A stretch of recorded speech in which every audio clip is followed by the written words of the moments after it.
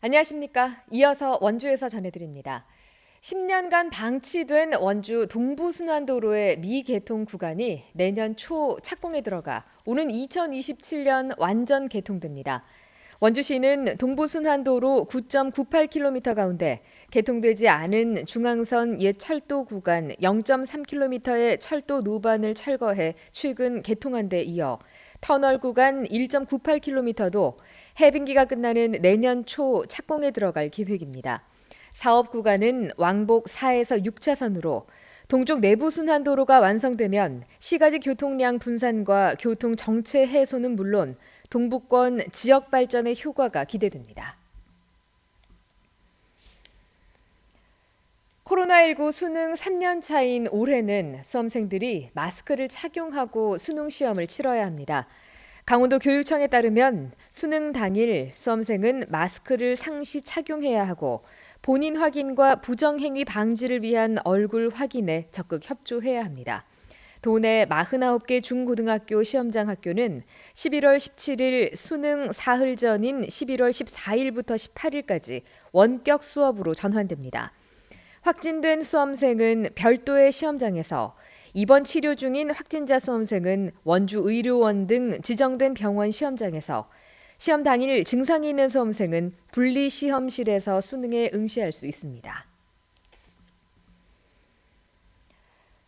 채권 시장에 자금 경색을 일으킨 강원도의 레고랜드 사태가 여야 정치권의 책임 공방으로 번지고 있습니다. 국민의힘은 레고랜드 사태는 무분별한 채권 발행과 채무 보증 등을 남발한 문재인 정권 시절 최문순 도정이 무책임하게 밀어붙인 결과라고 비판했습니다. 반면 더불어민주당은 김진태 지사가 정치적 목적으로 전임자 흠집내기에 나섰다가 국가 경제에 중대한 피해만 입혔다고 지적했습니다. 지난달 김진태 지사가 레고랜드 사업의 채무 불이행을 선언했다가 지난주 상환하겠다고 번복한 가운데 윤석열 대통령이 대규모 시장 안정화 조치를 신속하게 집행하겠다고 밝히는 등 정부 차원의 대책이 추진되고 있습니다. 강원 도원의 코로나19 신규 확진자가 나흘 연속 감소세를 보였습니다. 오늘 0시를 기준으로 신규 확진자는 563명으로 전날보다 271명이 줄었고 일주일 전 같은 날보다 65명 늘었습니다. 시군별로는 원주가 134명, 횡성 22명, 영월 7명, 평창 21명 등입니다. 강원도의 누적 확진자는 74만 5,860명, 누적 사망자는 전날과 같은 1,080명입니다. 중환자 전담 치료 병상 33개 가운데 22개가 차 67%의 가동률을 보이고 있습니다. 오늘 새벽 0시쯤 평창군 평창읍 주진리의 한 단독주택에서 불이 나 집안에 있던 60대가 숨졌습니다.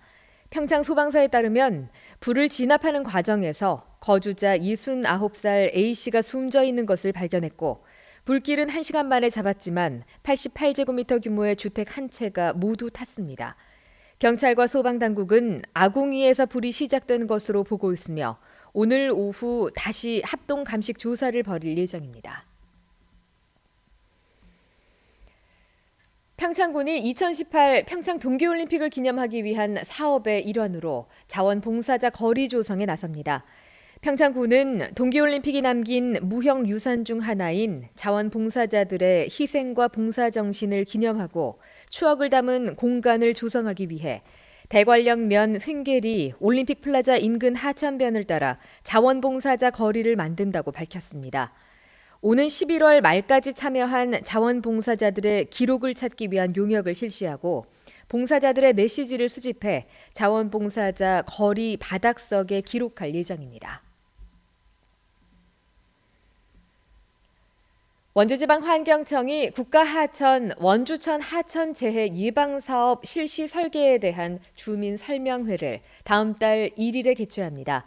원주천 하천 재해 예방 사업은 하천 기본계획에 따라 공사 시행을 위한 실시 설계 용역을 진행 중이며 사업비 1,500억 원으로 홍수 피해 방지를 위한 38만 제곱미터 규모의 저류지 조성과 2.3km 구간 제방 보강 사업 등을 포함하고 있습니다.